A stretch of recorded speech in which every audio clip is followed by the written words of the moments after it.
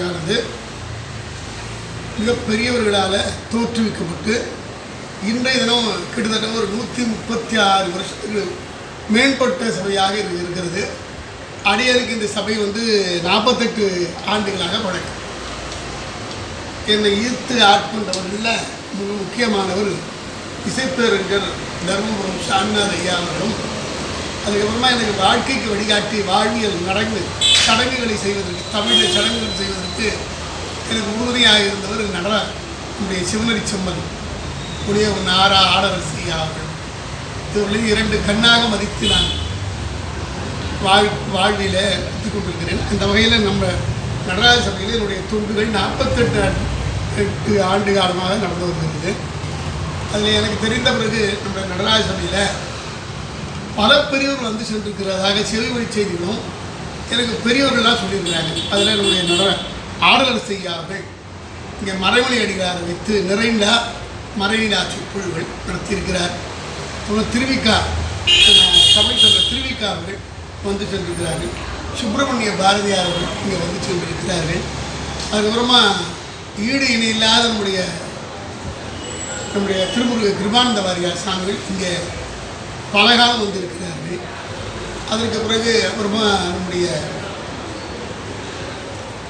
எண்ணற்ற ஓதுவார்களே திருநெல்வேலி சுந்தரமூர்த்தி ஓதுவார் அவர்கள், ஒரு காஞ்சிபுரம் விநாயக முதலியார் அவர்கள், நம்முடைய காலத்தில் பல தடவை இங்கே திருமுறை தொண்டுகள் செய்தவர் என்னுடைய இசைப்பேரறிஞர் தர்மபுரம் சாமிநாத ஐயா அவர்கள் பல காலம் இங்கே திருமுறை தொண்டுகளை பல முறைகள் இங்கே செய்திருக்கிறார்கள். அதுக்கப்புறமா ராஜாராம் பிள்ளை பண்டித நடேசனார், அப்புறமா நம்முடைய இந்த காலத்தில் அண்மை காலத்தில் வாழ்ந்த சிவனரி செம்மன் உடைய நாரா ஆடரசி அவர்கள், அப்புறம் அந்த அழகரடிகள், அது அடுத்த பிரகாரம் நம்முடைய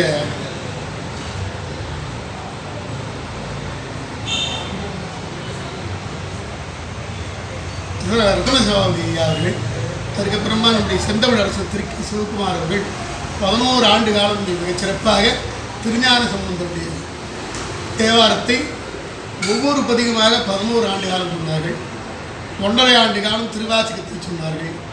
அதற்கு பிறகு இங்கிருந்து மிகச்சிறப்பாக இங்கே பல சொற்பொழிவுகளை அவர் ஆற்றியிருக்கிறார்.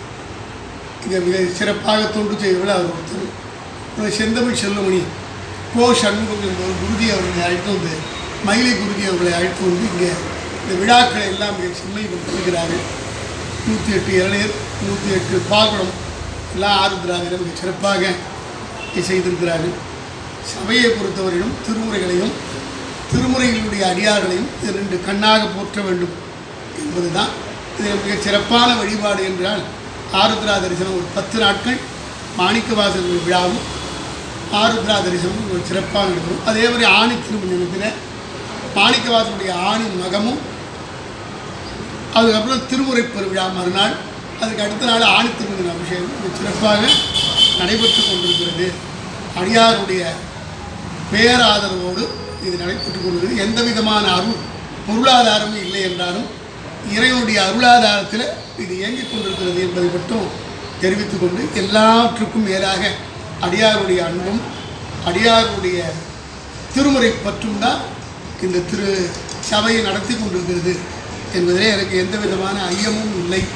ஆகையினால எதிர்காலத்திலும் திருமுறைகளையும் நம்முடைய கண்ணாக பாவித்து திருமுறைகளையும் நம்முடைய வாழ்வியல் நூலாக கொண்டு அது வழி ஒழுங்குமானால் நமக்கு நல்ல நன்மைகள் கிடைக்கும் என்பதை இந்த தருணத்தில் தெரிவித்துக் கொண்டு, என்னை மிகச் சிறப்பாக திருமுறை பணிகளில் என்னை ஈடுபடுத்திக் கொள்வது என்னை பண்படுத்திய சபையாக நம்முடைய ஸ்ரீ நடராஜன் தமிழ் வேத பாராயண பக்தர் சபை விளங்குகிறது.